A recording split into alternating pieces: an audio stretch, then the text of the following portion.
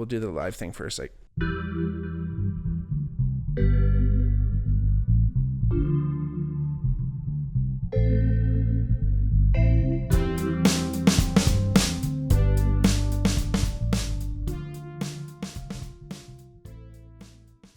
hey everybody, welcome back to the Bigmark podcast. It's me, your host, Bigmark. If it's your first time watching, welcome. If not, welcome back. Like I always say, if you want to reach out to the podcast, let us know if you want to hear any topics or let us know any feedback about the podcast. Reach out to us on our DMs on Twitter or Instagram at the Bigmark Podcast or at the Bigmark Pod.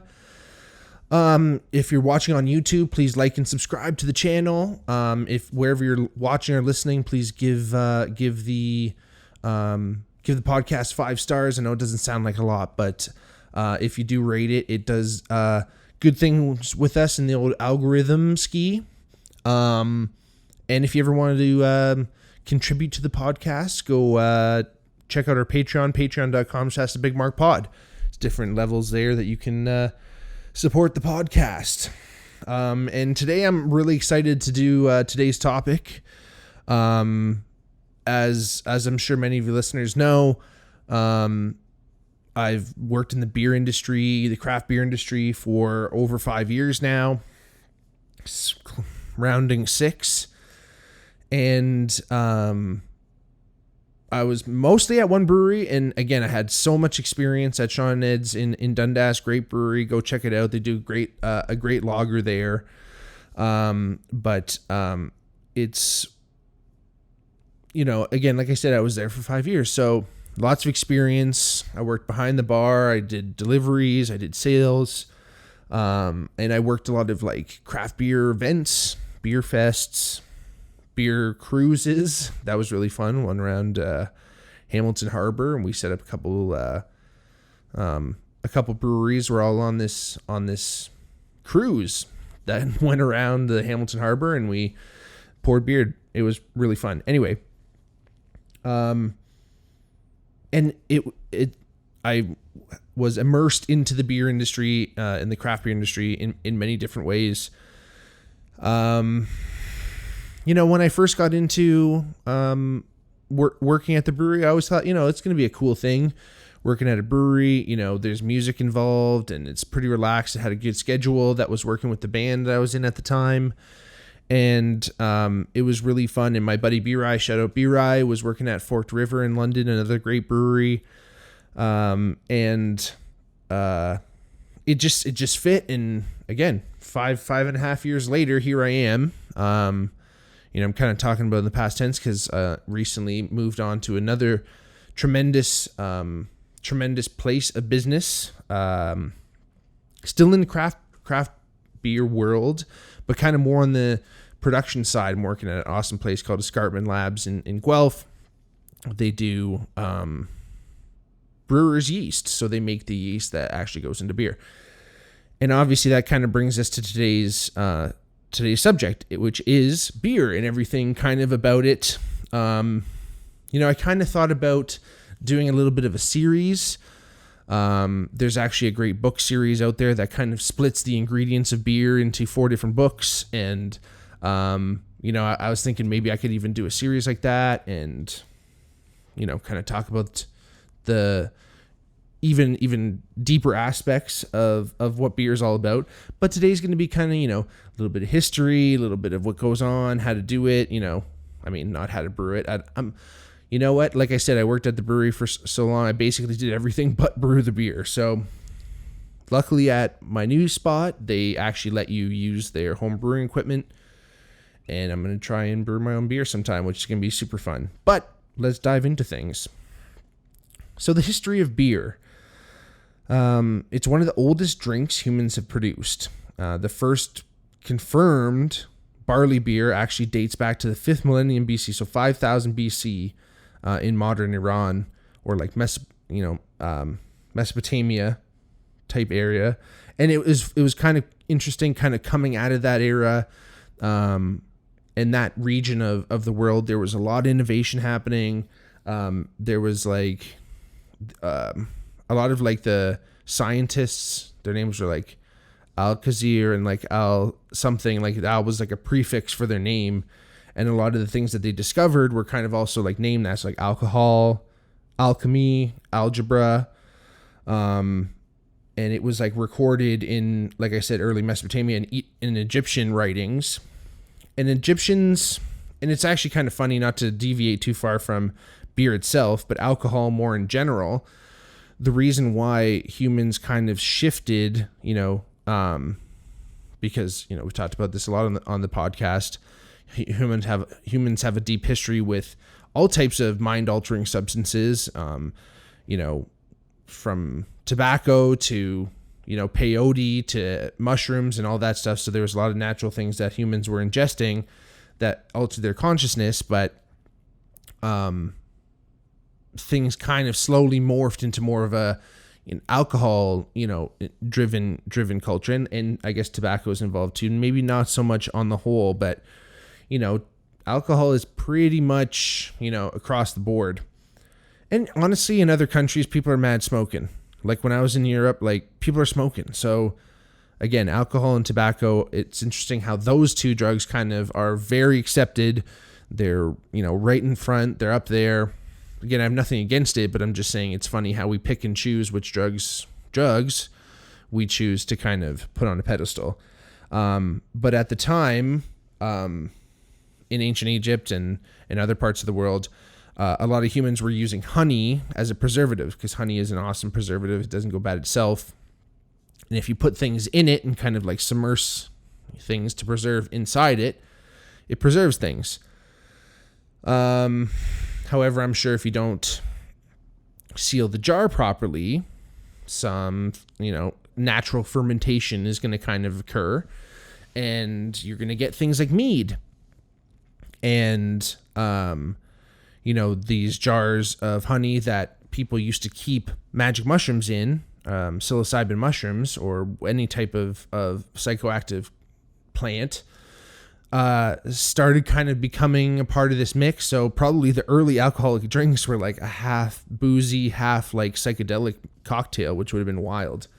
And then slowly but surely they just kind of took out that psychedelic property, and they found, hey, you can get kind of drunk off this. It doesn't last as long. It's not completely unless you drink too much of it. But if you drink it in moderation, it's fun. It kind of, energizes you a little bit, loosens your inhibitions, all the good stuff alcohol does, right? Again, in moderation. And essentially that's how, we kind of moved more into an alcohol driven society. They also kind of think that with agriculture and things like that, that's how we were kind of getting more into beer. And not just, and of course, grapes were happening wherever you could grow grapes. You just happen to leave a barrel of grape juice out, it's going to ferment and turn into wine. So people kind of figured that out with grain and malt, which is like barley, oats, like wheat, all that stuff that, cereals, as they call them.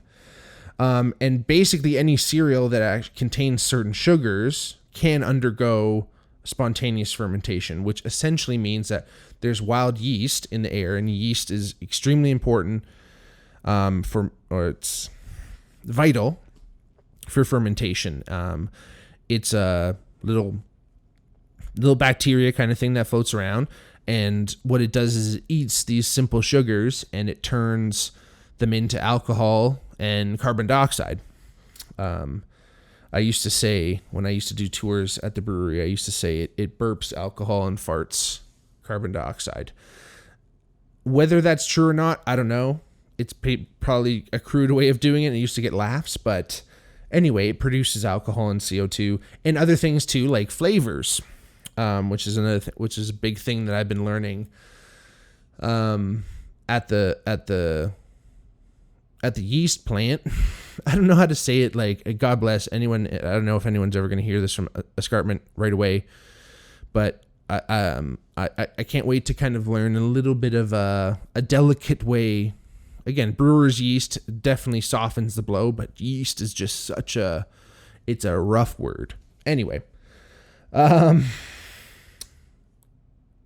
beer-like drinks were probably developed, again, like I said, soon after humans kind of like domesticated agriculture, started growing the cereals and growing the thing. So beer-like drinks, meaning that early beer probably wasn't very like carbonated, so it was probably more like a flatter kind of beverage, malt beverage.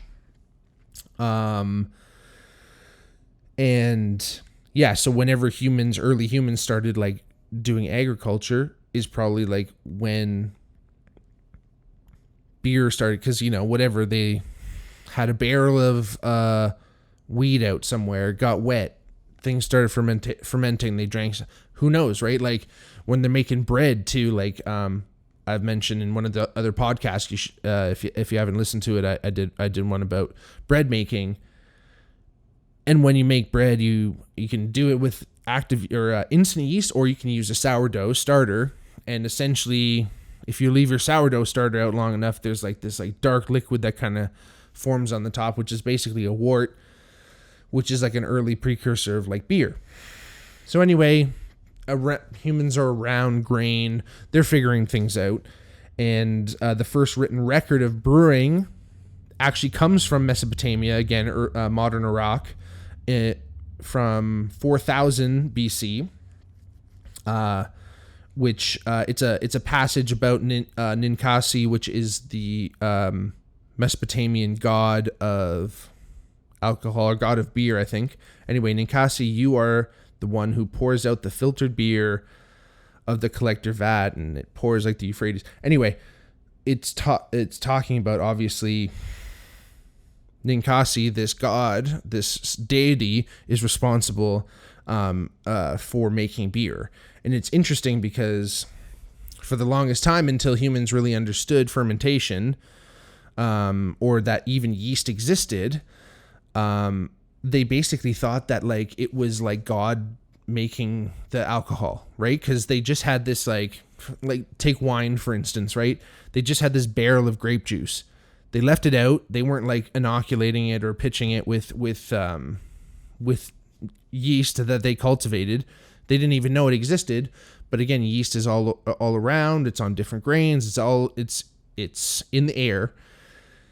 And that yeast gets in there and it eats all the sugar, and then it starts to turn and it ferments it, turns into alcohol. So again, this whole idea where God was kind of, or mystical powers anyway, were responsible for making any type of alcohol was the general thinking. And that's kind of why we get monks, making wine and like making beer and, dealing with all that and keeping things secret and keeping things, holy. And spirits, like the idea of, they call it spirits because you're kind of collecting the vapor that comes off the alcohol, kind of like, little ghostly spirits. And then in winemaking too, again, not to get away too far from beer, when there's like a small bit of evaporation that always happens in any of the casks and any of the keg or the barrels, and that's called the angel share because it just floats up into heaven. Isn't that nice? You can tell maybe some of these legends were written by someone who was hammered. Anyway, obviously, beer consumption and production evolved into medieval Europe. I'm just reading my notes here. Medieval is a doozy word to spell. But in medieval Europe, beer was one of the most common drinks. It was consumed by all classes in all areas, and it was mostly consumed where grapes were either hard or impossible to cultivate. So that's why you kind of got more northern countries producing beer and producing grain, because that's what they could grow in the harsher northern climates, and more southern regions drinking wine and things because they could produce grapes and fruit and things like that. And it's funny, in Rome and Italy and all that stuff, they actually because they're kind of at that cusp where they have lots of grain that they grow as well, obviously for pasta and such. So you'd think that they'd be a big beer culture, obviously, and they are. Shout out my boy Jared McCrory and Bar Culicino. They got this awesome partnership with a wicked brewery in Italy, this craft brewery, and they bring in stuff and they import it from there. So there is a culture there, don't get me wrong, but obviously you think Italy, you think wine. And that was a lot came from the fact that Rome's enemies, the northern, tribes and the Gauls and the whatever, the Celts and shit up there, they were all drinking beer. So the Romans said, fuck them. We don't want beer because that's what the enemy drinks. So we're going to drink this wine, and probably vice versa. But again, the climate really dictated the fact that it was really difficult for them to grow grapes. So they started growing cereals to make beers. There is a myth that people drank more beer than water in these times. And they drank a lot of beer, don't get me wrong, but a lot of places did have access to more or less clean drinking water. Yes, I'm sure in certain areas where the water was completely toxic, they had to, drink alcohol, some type of alkalized liquid that was relatively sterile. But in other times, yes, beer was probably more, for like light beer was probably more kind of like a children's drink, where heavier beers kind of were more adult. And that was just, again, so no one's getting too hammered, but also because at least it's safe to drink. Another cool story, kind of coming from history, obviously, as beer production is starting to ramp up in the later Middle Ages, and beer is being transported all over the world, obviously by ship at the time. When Britain or anywhere, even in Belgium and the Netherlands, but mostly England, when they were shipping beer around the African Horn, before the Gibraltar was cut, they had to somehow preserve the beer, and obviously it was hard to preserve. They didn't have pasteurization techniques. So what they did is they used hops, and hops is a plant that has some antimicrobial properties, and when you add it into the beer, it kind of gives it a little bit more shelf life, so it can make it around Africa to India. So that's where you kind of get these India pale ales that are very hoppy, and they kind of taste like such. In 1516, Germany actually enacted the Reinheitsgebot, or the purity law, which dictated that only water, barley, and hops is the only thing that's allowed to be made into beer. And eventually yeast was added to that in 1857 after Louis Pasteur actually discovered yeast.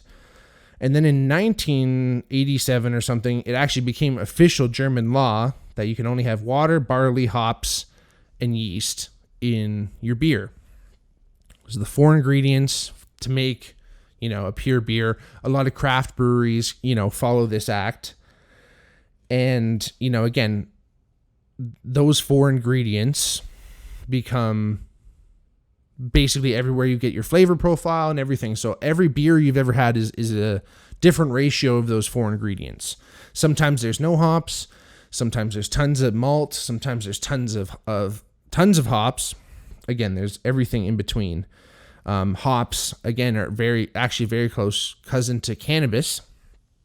Have these antimicrobial properties, but they kind of have also those bitter, somewhat citrusy flavors too that kind of can come through. And depending on when you add the hops into beer, it can come out with different flavors. Dry hopping means you're adding it after the boiling process. And again, the different level of hops obviously dictates different level of flavor. Water, of course, very important. Heineken, which I got to tour the factory in Amsterdam, they actually have a special water purification plant at each one of their breweries, just to make sure that their water is the exact same specs at each brewery around the world. To make sure that the beer tastes the same. Because again, water is very important. Sometimes it's really hard, and sometimes it's really soft and acidic or minerally or whatever. And all these different things actually add to the flavor of the beer. In fact, Hamilton actually has great water, and Dundas, again, has great water. So a lot of the breweries in Hamilton make really good beer because the water is very good. Malt, again, I've mentioned a bunch of times tonight. Barley, wheat, rye, rice even, you could count that as as a malt. Essentially, it's sugar. You're providing sugar for the yeast to eat. And malt just tends to break down kind of into shorter chain sugars, which means the yeast can eat them, and yeast tend to eat shorter sugars or smaller chain sugars because they're just easier to eat. And again, like I said, the yeast consumes the sugar, and then it creates alcohol, creates CO2, and gives off all types of different flavors depending on how you treat it. So when I mean treating the yeast, if you give it a good a good environment to thrive, it's going to, depending on the strain of yeast, it's going to give off certain flavors. Again, if you treat the yeast poorly or something happens, it's going to give off really poor flavors. So there's all kinds of different types in between. Different yeasts consume more sugar or less sugar in the beer. So if you want a sweeter tasting, like an ale, you're not going to want to have a yeast that's going to eat up a lot of sugar that's in there. You want a yeast that's not going to eat up as much sugar from the malt that's already in the beer, right? So there's all kinds of different ways. If you want something like a saison that's very dry, not very sweet, you want a yeast that's going to eat up a lot of that sugar. And some of those yeasts that do that actually have this thing. They have a secondary fermentation. So usually when you brew beer, you go through a process where you're stopping the fermentation, or you're halting it, or removing the yeast entirely from the beer so that it doesn't continue to ferment, right? Because once you put it in the bottle, it can continue to ferment. And hence the name secondary fermentation, and it can lead to like cans blowing up. So if you ever see a saison, for all of our craft beer fans out there, if you ever see a saison, it's almost always in a bottle. If it's in a can, be very careful, because you might have a small bomb on your hands. Again, the different strains, they come from all around the world, and like places like Escarpment Labs where I work, and other manufacturers collect these, and then they can propagate them, they can grow them. So, my boss is more or less, and the people who work for the company have gone out and collected yeast from all different strains. They can get it from other beers, they can get it from different places, and again, they cultivate it. And one of the cool types of yeast that exists is called Kvike, which is actually a Norwegian strain or set of strains that come from Norway, and they're all based out of these farmhouses that some people found. Each farmhouse kind of had a very distinct yeast strain, and again, they tend to just create really, really good beers. And again, the industry of beer coming from this kind of small, whether monks were creating it or even just like local people were creating it because it didn't really have a long shelf life, that's where beer kind of became beer, and it was distributed, and you didn't have to go very far. You had your little neighborhood brewer, and that's where you'd go. And slowly but surely, they got bigger and bigger. Mass production, industrial revolution, Molson Canadian, Anheuser-Busch, everybody making big beers, big time. The problem is, when you're making giant vessels, you're losing a little bit of control. So, and you're pasteurizing things so that things stay on the shelf, and you're kind of killing flavors and doing things like that. And I believe that's where the resurgence of the craft industry kind of came from. And then why I say a resurgence, because that's where it kind of came from, where there's a lot of local breweries. You find your own, you find your favorite, and you go. And again, it's not necessarily out of necessity anymore, but it comes from this place where, hey, with the care and time and smaller batches, with people who have studied this stuff and know what they're doing with great ingredients, they can create awesome beers that taste great. And again, you can enjoy all the positive things that come from alcohol, right? And it's also, of course, that kind of art form, right, where it is a way to express yourself. And I'm really looking forward, to working at this place. In fact, this shirt I'm wearing is from Escarpment Labs. KTW is actually stands for Kvike the World, the Kvike yeast I was just mentioning. And this logo is a Kvike ring which is actually what some of those Norwegian farmers use to kind of hold the yeast. The yeast would go on this kind of like wicker looking ring thing, woven fiber thing. Anyway, and they would kind of attach to that, and that's how they would keep their yeast. But again, I'm excited to use the facilities and try to learn a little bit more about how to actually brew and really do it my own, because anyone who's listened to my past episodes, I love cooking, I love baking, I love doing all that stuff, and I feel like I'm a kind of a science kind of guy, and I'm really looking forward to working here, and I think it's fantastic. And again, I'm going to learn so much, because one of the most fascinating things I kind of learned about in my research was essentially the invention of bread and beer was more or less responsible for the creation of civilization, because they had to more or less build infrastructure around these two things. So again, we figured out a way to harvest grain and said, wow, we can make this food and we can make this alcohol and we can have fun and we can chill out here, and we can eat and be happy and not worry about having to kill for every one of our meals, or at least for most of the meals. We can eat all this stuff that we've grown and then add a little bit of supplementation of the meat that we killed and make things last a little bit longer. So let's chill out. Hey, let's open a doctor's office. Hey, this guy's really good at taking care of people. Let's teach people how to do this. And then the next thing you know, we have civilization. So again, it's really interesting thought, and it's fascinating what kind of makes the world go around. But again, love it. And again, hopefully maybe I'll be doing that series soon and getting kind of into things a little bit more. But I really enjoyed this episode. I thought it was super fun. And again, if anyone wants to reach out to me about anything, let me know. If you're a brewer, if you know about brewing, if you want to know more about yeast and shit like that, let me know. Again, thank you so much for listening. I really appreciate it. Wherever you're listening, please give us a 5-star review. We really appreciate that. If you're watching YouTube, like and subscribe and hit that bell so you know when we drop the next video. Check out our Patreon, patreon.com/thebigmarkpod, and reach out to us at the Bigmark Pod or at the Bigmark Podcast on Twitter or Instagram. And we'll talk to you soon. Fight the world. Peace.